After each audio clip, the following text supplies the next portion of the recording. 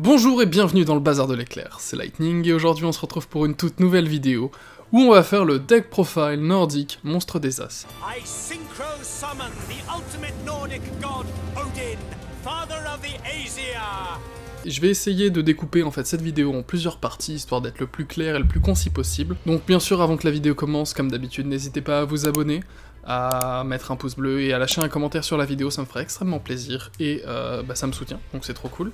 Et on se retrouve directement pour le début du deck profile. Ok, donc on va d'abord commencer par les infos sur le deck. Donc déjà c'est un deck assez fun, vraiment qui est pas du tout méta, c'est très sympa à jouer. Donc il y a pas mal de possibilités de surprendre, avec des cartes, des boss monsters, des effets de negate machin, c'est hyper sympa. Et il est assez low budget. Environ 30 €, même un peu moins. Enfin, c'est pas du tout difficile à prendre en main, il y a quelques synchros, une lien, franchement, il y a vraiment plus compliqué. Donc pour vous présenter un petit peu les cartes, on a d'abord 19 cartes monstres, 12 cartes magie, et 9 cartes pièges, qui nous donnent un total de deck 40 cartes, et on a 12 cartes dans l'extra deck.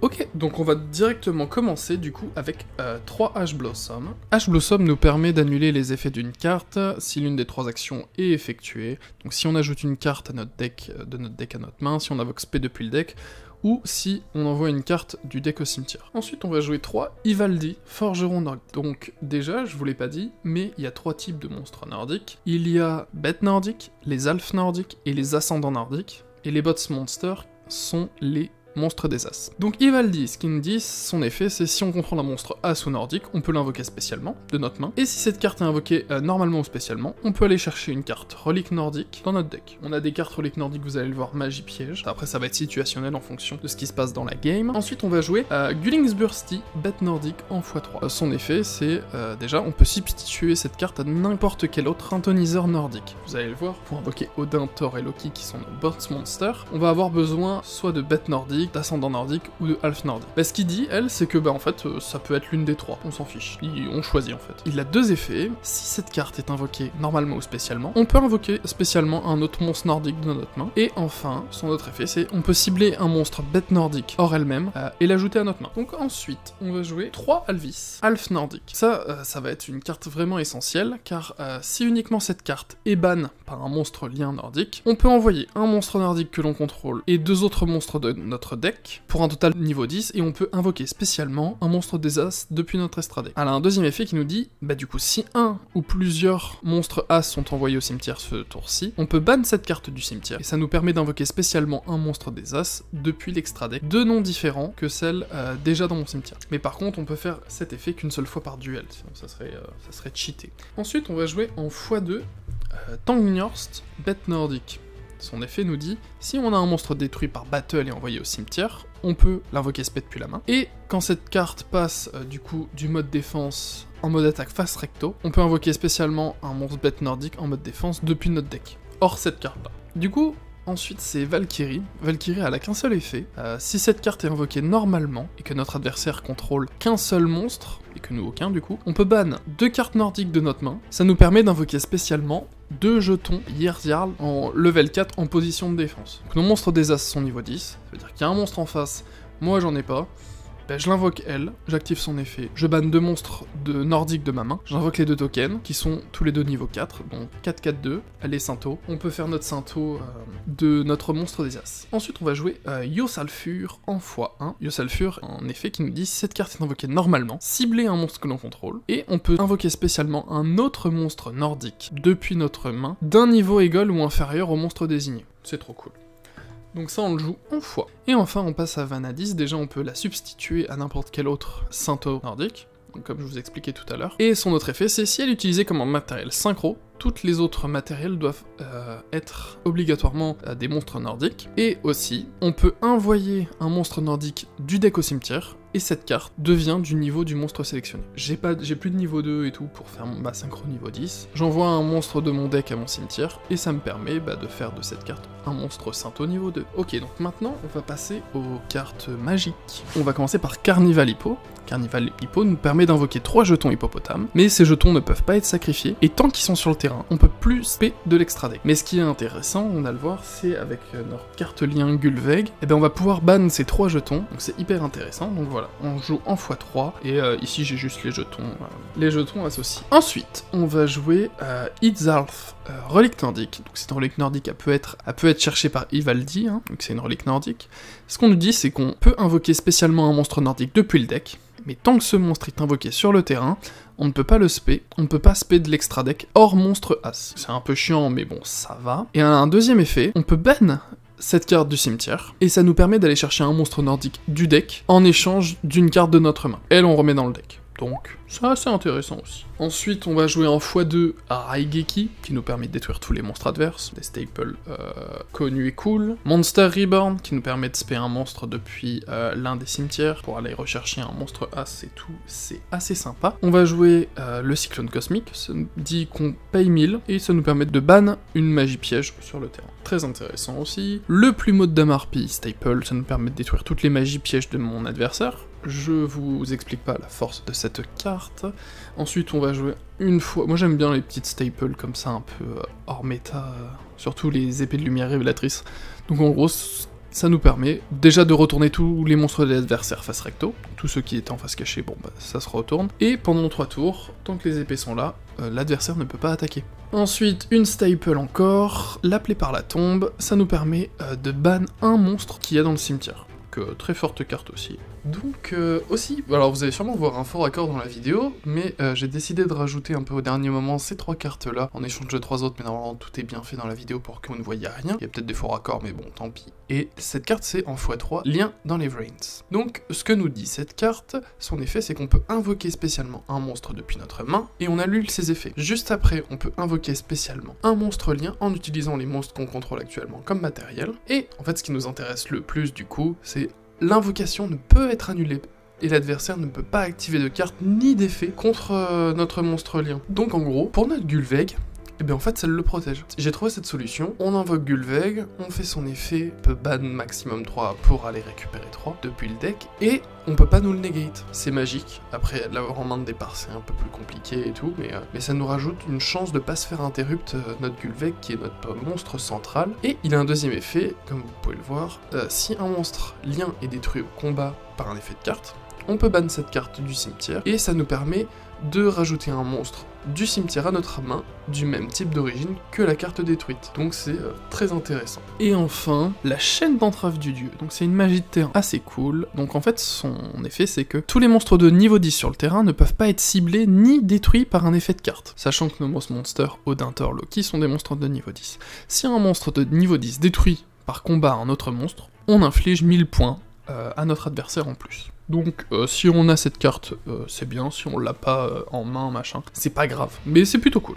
Et puis maintenant, on va passer aux cartes pièges.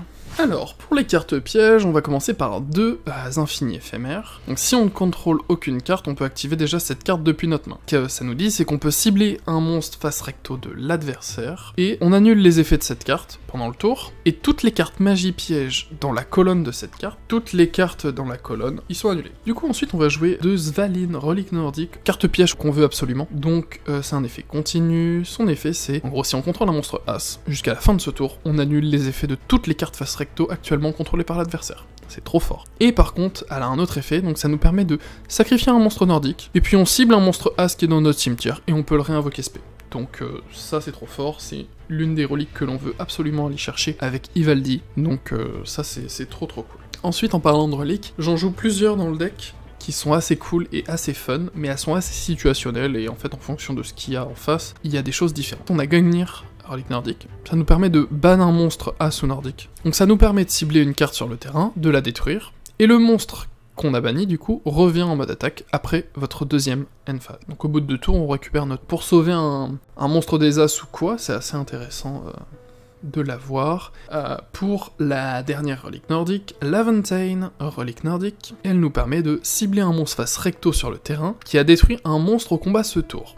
Et on peut la détruire. En plus, on ne peut pas activer de carte en réponse à cette activation. Et enfin, juste pour le troll, et parce que c'est fun et que personne s'y attend, une force de miroir. Lorsqu'un monstre de l'adversaire déclare une attaque, on détruit tous les monstres en mode attaque de votre adversaire. Donc voilà, on a fait le tour du main deck. Et maintenant on va passer à l'extra. Donc on va d'abord jouer en x3 Gullveig ascendant nordique, un monstre lien 1, donc il nous faut un monstre nordique de maximum niveau 5 pour l'invoquer. Ce qu'on nous dit c'est que à l'invocation lien, on peut bannir maximum 3 cartes de notre main ou de notre terrain, afin d'invoquer spécialement autant de monstres nordiques que ban en mode défense depuis le deck. Donc si je banne 2, je récupère 2 depuis le deck. Mais par contre, on ne peut plus invoquer spécialement ou normalement des monstres pendant ce tour. Ça c'est un peu l'inconvénient. Et enfin, deuxième effet qui est super intéressant, si cette carte pointe un monstre As, alors cette carte elle peut pas être ciblée par une attaque, puisqu'elle a que 800, donc elle est souvent destructible, c'est facile. Sauf que là, bah du coup, si un pointe un monstre As, alors on ne peut pas cibler cette carte par une attaque. Et le monstre As qui lui est pointé,